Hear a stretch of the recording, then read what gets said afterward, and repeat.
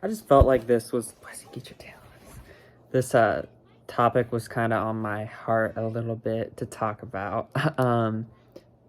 So I have always spent, or I had spent most of my time in college for 4 or 5 years studying the guitar. I was not playing the guitar. I was studying, ways to visualize, ways to think about, ways to build on, ways to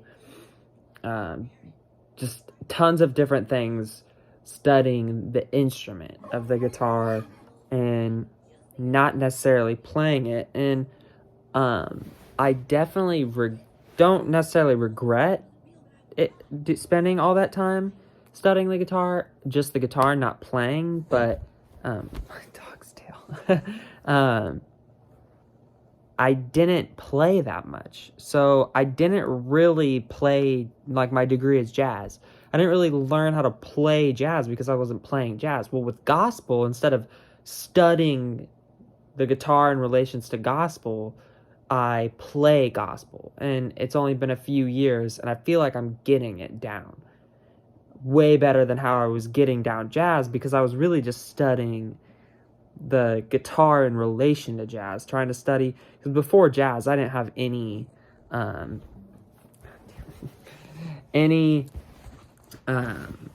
real I didn't really know the guitar that well. I could play the guitar, like blues stuff, rock stuff, like any suburban child that's trying to play like Angus Young or John Mayer or whatever. But so what I'm getting at is I really studied the guitar and I spent a lot of years really trying to figure how to, think of chords, think of progressions, think of the theoretical aspects of the instrument. Well, so here's one thing that I'm just screwing around on, and I thought might be of use to other people. So say we're in A minor, right?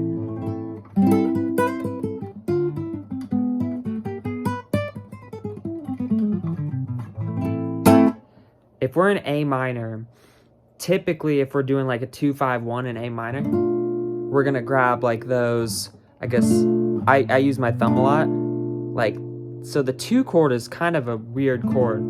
For one, I've never been the kind of, or for the past few years, I haven't really been the kind of guitar player that is gonna play a lot of these roots, because I found that those are always covered. So it's like when you're playing your 2 of A minor, the B half diminished, B minor 7 flat 5, B half diminished, you don't need to play that root. So the traditional voicings that we've learned that have those roots, unless it's like a higher root, like up here, it would work a lot better. You don't need those unless you're really trying to fulfill a larger role than just the guitar, because those bass notes are already being covered probably by the piano player, the bass player, organ player might be covering that, and gospel. So it's like I've tried to find ways to break down chords into more simple the simple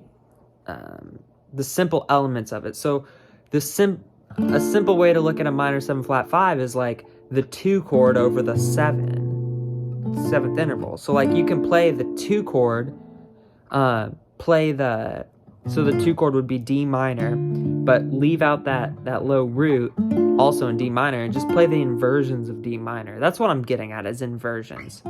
Because you can really, over that, you can play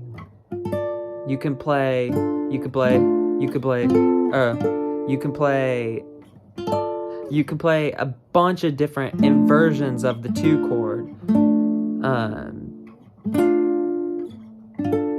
It's kind of harder to see it on a classical guitar because you don't have the dots. I'm so used to reading the dots, but the classical guitar stays in my bedroom where I play it pretty much every night, but it's kind of hard to see like the frets. So I could totally be in like E flat right now and I wouldn't even notice. Like sometimes I'd be playing thinking I was in one key because I wasn't looking at the fretboard.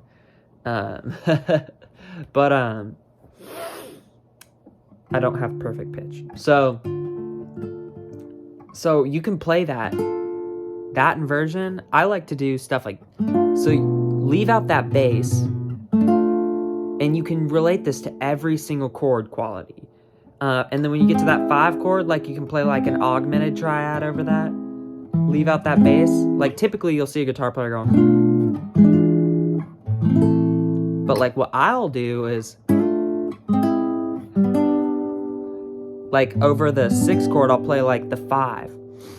5 over 6. Or because most guitar players will play that. I mean, I play all of it.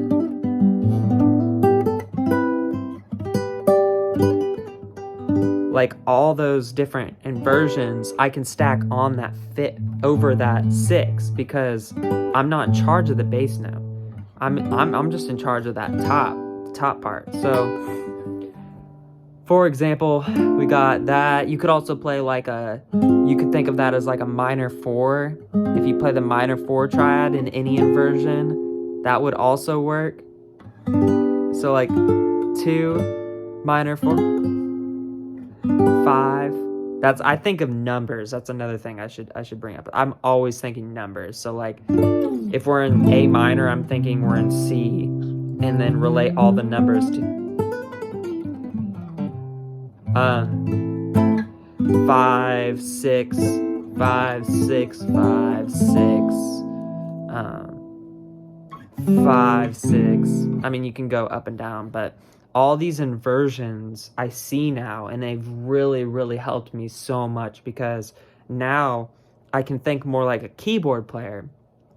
When they're stacking their chords, all the keyboard players I see, they're thinking, or at least they're telling me, if I say, what's that chord? They'll never say, like a guitar player will say, oh, that's like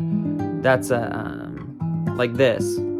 That's not an E7 flat 9 chord. Like, I don't hear a lot unless they're like jazz trained. What they'll say is like, oh, that's like this diminished chord over this bass note. Or if you play that the 5 over 6, like which it would be a G over A.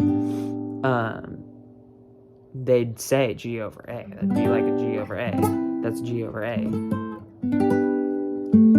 G over A. But guitar players don't think that. They think, oh, that's a minor 9, minor 11, minor, all that kind of stuff. So at least in my world, I've found that it helps a lot to learn all those theoretical concepts. But also, I mean, I like knowing that stuff, but you definitely don't have to know that stuff because actually the guys I envy the most, I would say, probably don't know that stuff. And the guys that I like playing the most probably don't know that stuff. But a lot of them do. Guys like Isaiah Sharkey, like, pretty sure he knows pretty much everything. Guys like, I mean, there's a lot of guys that really know the neck, but I love knowing the neck. I love knowing pretty much everything that's being played, pretty much all the intricacies of music theory and it's really not that complicated, like, once you get to know it. So I just advocate for that. You don't have to go to school. Absolutely don't have to go to school for it. I did, and I probably would have never learned this stuff if I didn't, so I'm glad I did.